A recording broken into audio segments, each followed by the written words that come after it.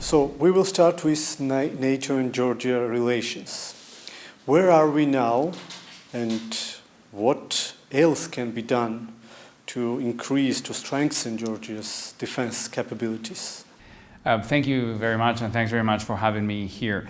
The relationship between Georgia and NATO is in very good health.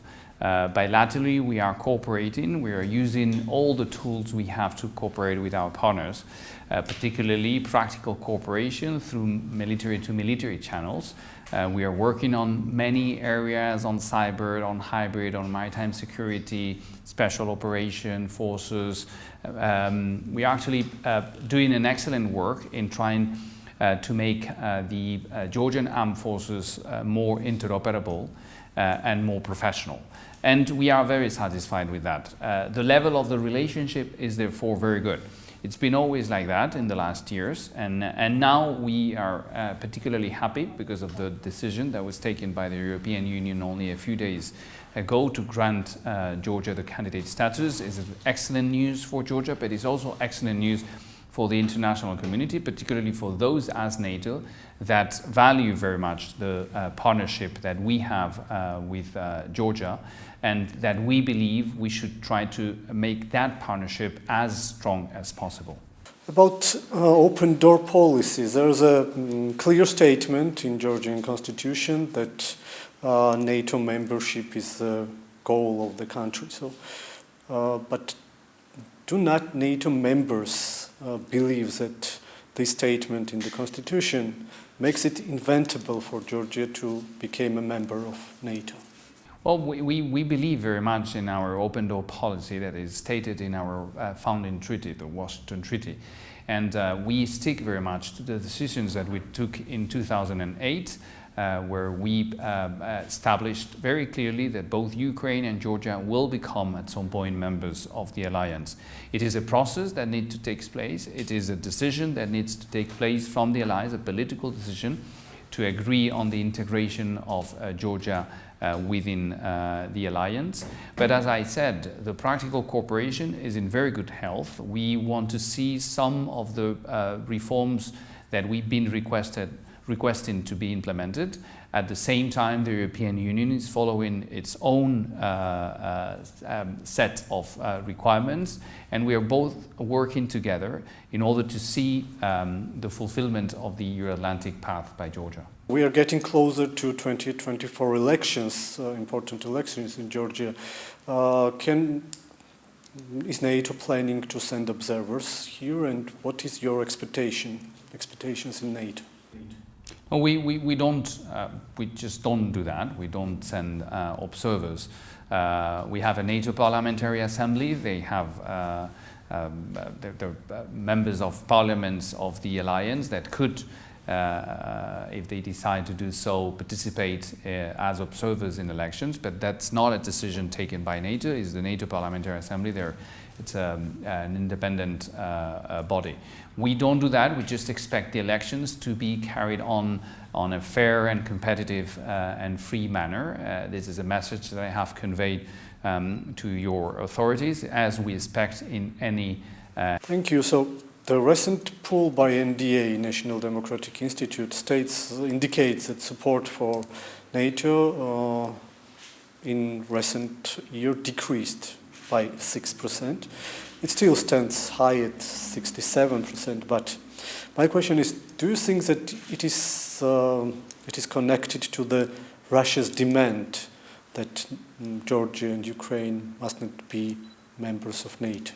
No, I don't think so. I think honestly that the support coming from your population is very strong. It's been always between 70 and 80%. As decreases 5-6%, could be just attached to the fact that the EU process has been evolving more rapidly, but I don't think there is a connection with any of the Russian positions. We've been very clear the Georgian people should be deciding on its own future, its own security arrangements, and we will be supporting that. I believe you're in good hands as long as the population has a strong level of support for the Euro-Atlantic path. We will continue to work together. Last week, US Congress approved the defense budget, and this document notes that it is in the interests of United States and the North Atlantic Treaty Organization to adopt a robust strategy towards the Black Sea in a whole. So is NATO working on this, and what role does it have, does Georgia have in this process? Well, the Black Sea is a region of strategic importance for us. It was stated very clearly in the strategic concept that was approved in Madrid in the summit that took place in 2022. And we consider the region of enormous importance for the stability of the Euro-Atlantic area. In that sense, before the war, we used to do military maritime exercises in the Black Sea. We used to have port calls in Georgia ports and strong maritime cooperation in the Black Sea with also Georgia. Now that is not possible, but still the Black Sea is very relevant for us. It is part of our military plans, and it is part of the conversations that we have with both allies and partners of the region. But at the same time, we see that Russia is planning to establish new naval base in the Black Sea, in the occupied territory of Georgia. So what kind of threat does it bring to NATO, and what will be the reaction? Well, of course, whenever we see investments from Russia to have a presence in areas that are in our vicinity, it is a matter of concern. But as I said, the Black Sea today is already considered as a region of strategic importance. Therefore, it is part of our military plans, and therefore, if we see the need, we will be capable and willing to take action if we are under attack or under considerations that we consider threatening enough. So we see growing violations of human rights in Russia-occupied territories of Georgia in recent times, including killing, unfortunately, and kidnapping of Georgian citizens. So how NATO can help Georgia? Through two ways. First, we've been working with Georgia, as I said before, as much as we've been able to reinforce the capabilities of Georgia. At the same time, by working with NATO authorities, we've been increasing the level of the deterrence messages that we've been sending to the rest of the world, and particularly to Russia.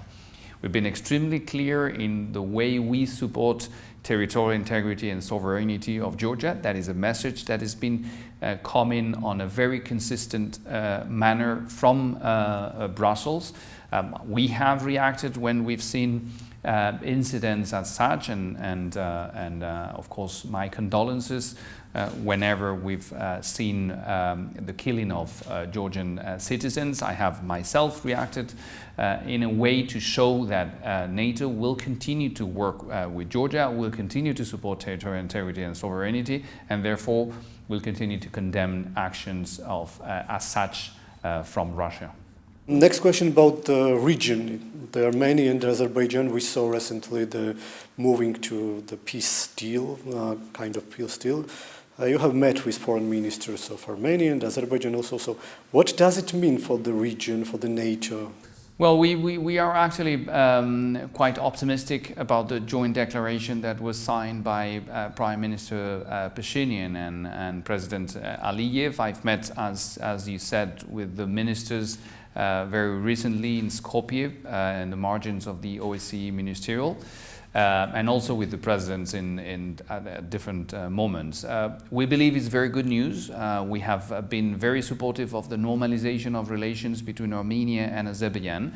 We've been supporting the efforts towards that normalization, coming those from the European Union or from the United States, or the ones that have been carried out by Armenia and Azerbaijan bilaterally. So we will continue to support those and hope for the best. It is fundamental indeed that stability in the Caucasus is preserved, not only through the work that we do in Georgia, but also through the stability that could be brought from Armenia and Azerbaijan. My question is about Armenia, because we see the statements from the Nikol Pashinyan, Prime Minister of Armenia, that this country is diversifying its security policy. Do you see interests from Yerevan in getting closer to NATO? Armenia has decided very clearly to make a shift in their foreign policy, to take some distance from Moscow. It's something that we have encouraged. The Armenians are, of course, free to take their own decisions, but they decided to do that. And I believe they're already starting to get closer to us, to ask for more cooperation, to ask for more political dialogue, to ask finally for more NATO sort of presence and visibility in the relationship they have with us. As I said, we encourage whatever is decided by our partners that we believe is good for the stability of a region that is for us very important, as it is the Caucasus. 2 years have passed since the war started. So NATO Secretary General just last week, said that if Russia wins this war, there will be clear risk of Russia attacking other countries. Do NATO think that Georgia is still on the list, on Putin's list, and what will be the NATO reaction? We don't see a risk today of that happening. We don't see Georgia being at risk of being invaded by Russia. I was asked about this several times in the last year and a half. We believe there is a risk for hybrid attacks, for cyber interference, for malign interference, and that's why we decided in Madrid in the summit to approve tailored support measures to support specifically Georgia in these circumstances, but not only Georgia, also other countries that we thought were in similar risk, such as Moldova or Bosnia-Herzegovina. If the war is finally won by Putin, I can only agree with, of course, the Secretary General that the risk of the Russians and Putin to maybe try to engage in other wars will be greater. At this stage, we need, therefore, to support Ukraine as much as we can, all of us, for them to allow to win the war and to have the best chances in the battlefield or in the negotiations if they decide to go for those. You just mentioned interesting things. You said if finally Russia will win the war, so there is a possibility, a scenario in NATO. Well, there is always that scenario, but we're not even working with that scenario. I was just referring to the statement by the Secretary General that you mentioned. We only consider one possible scenario, which is to give the best possible chance for the Ukrainians to win in the battlefield or to have the best possible chances in the negotiation table if they decide to go for it. We don't speculate on the option of the Russians winning the war. It is always a possibility, of course, but at this stage we need to continue to support Ukraine as much as we can, and it is the utmost priority of NATO to continue to do so. At the same time, we see there's a substantial decline in Ukraine, military aid and financial support also, including NATO members such as US. We see there's political disagreement about this, but others are also starting to hesitate in recent times. So don't you think there's a risk that NATO is getting tired of the war in Ukraine? Not at this stage. I think we've been talking with the leaders of all countries within the alliance. We don't see at this stage any weakening in the support. We don't see hesitations. We don't even see a lack of visibility in the support they're providing.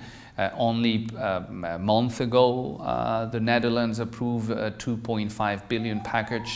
At the same time, the Americans approved a 10 billion package. Now there is a 60 billion package on the Congress. It's been delayed in the approval, but it will certainly be approved in the next days or soon enough.